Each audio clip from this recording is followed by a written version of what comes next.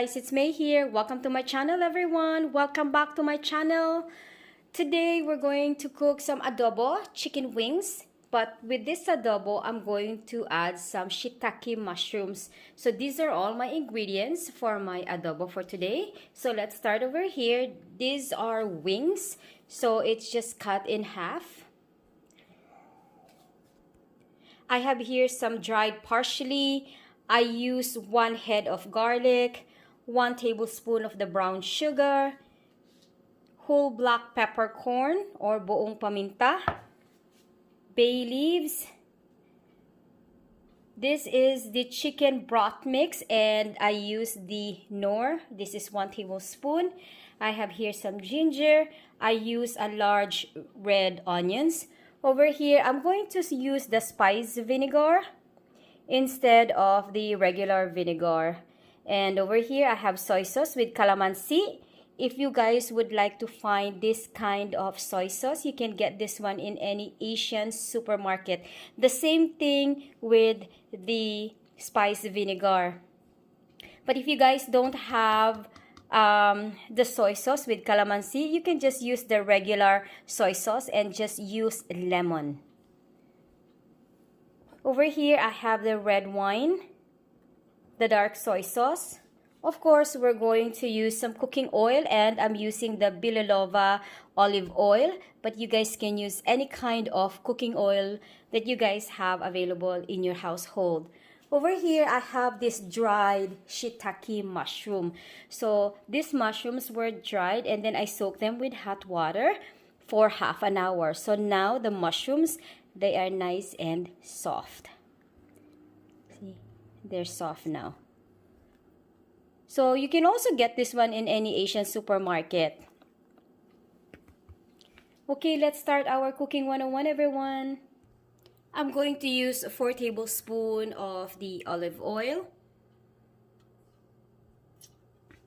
For those of you teenagers who are just learning how to cook, to check your oil if it is ready to use, all you have to do is dunk your wooden spoon, or if you guys are using chopsticks, you just dunk your chopsticks.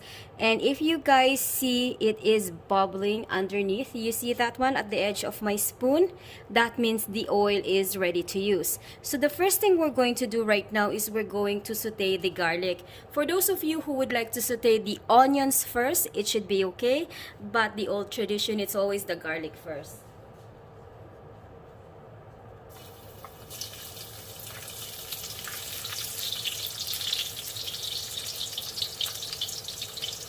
So we're just going to wait for the garlic to turn into kind of like a golden color, and then we're going to saute the onions and the ginger after. Okay, next, onions, followed by the ginger.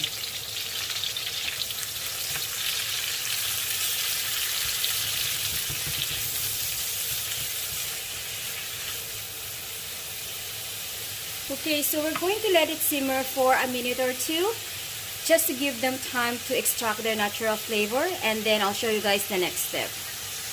Okay friends, after 2 minutes, we're going to saute our chicken wings together with the ingredients.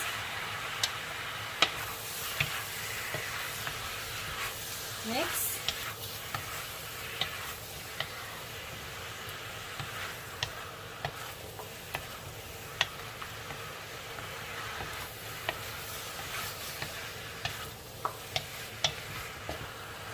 Okay, we're going to let this one simmer for at least 5 to 10 minutes, and then we're going to add some more of the ingredients. So for the meantime, let's cover this one up.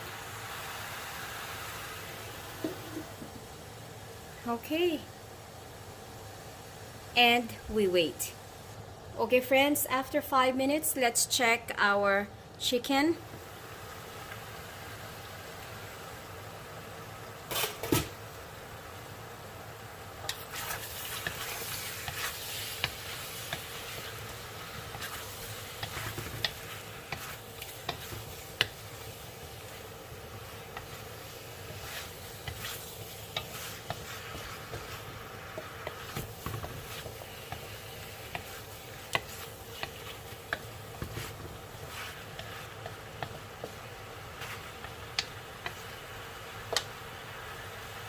let's cover them back and let it simmer for another 5 minutes. Okay friends, after another 5 minutes, let's check our chicken.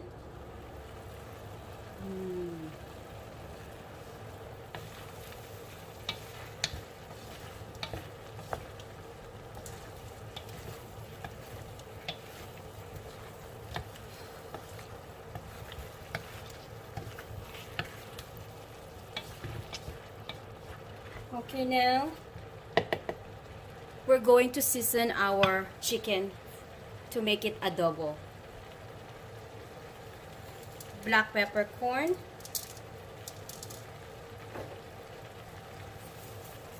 bay leaves,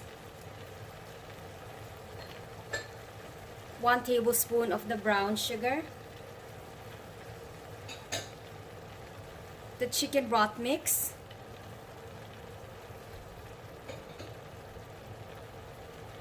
dried parsley,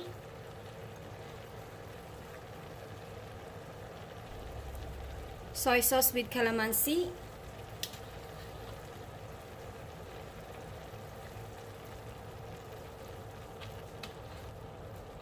red wine vinegar, about 3 tablespoons, the dark soy sauce, and last, we're also going to add our dried shiitake mushrooms.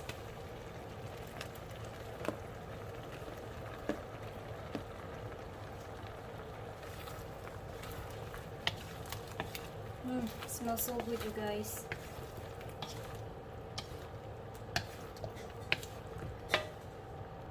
So we're just going to mix all of our chicken, all of these ingredients until everything is covered with the sauce.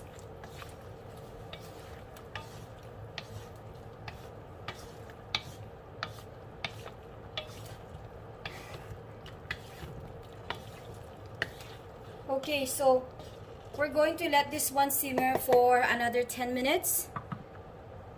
So let's cover them up. And we wait. Friends, after 5 minutes, let's check our chicken. Oh, guys, it smells good. Okay, let's mix this one good.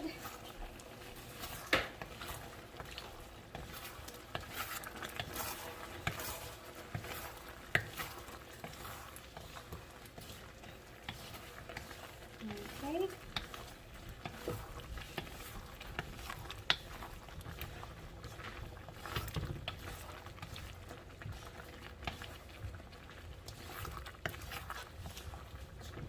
We're going to cover this one for another 5 minutes.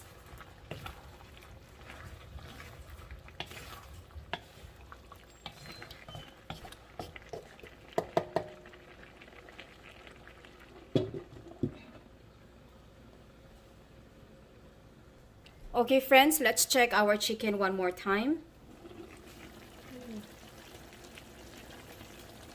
Smells good.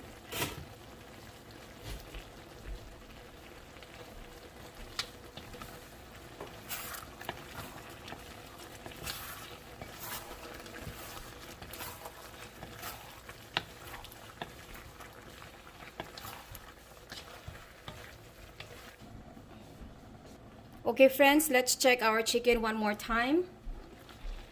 This time, we're going to add the spice vinegar. I don't usually add the spice vinegar in the beginning of the cooking because I don't want the spice vinegar to take over the taste of the adobo. So let's put our spice vinegar right now. We just need a little bit, probably 2 tablespoons. That's it, you guys. And then we don't mix it. Okay?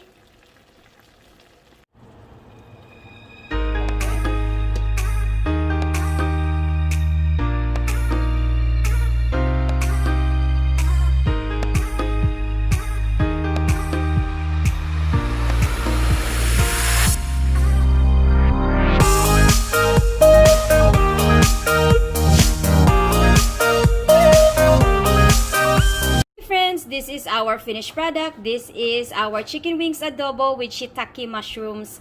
If you guys like this video, please don't forget to give this video a thumbs up. And also, if you are not subscribed on this channel yet, you guys, please don't forget to subscribe. And I also have another channel, Princess May's Corner. If you are not subscribed on that channel yet, please don't forget to subscribe. Thank you guys for watching. Have a blessed day, everyone, wherever you are in the world. And may the good Lord bless us all. Thank you guys again for watching, and see you guys on the next video.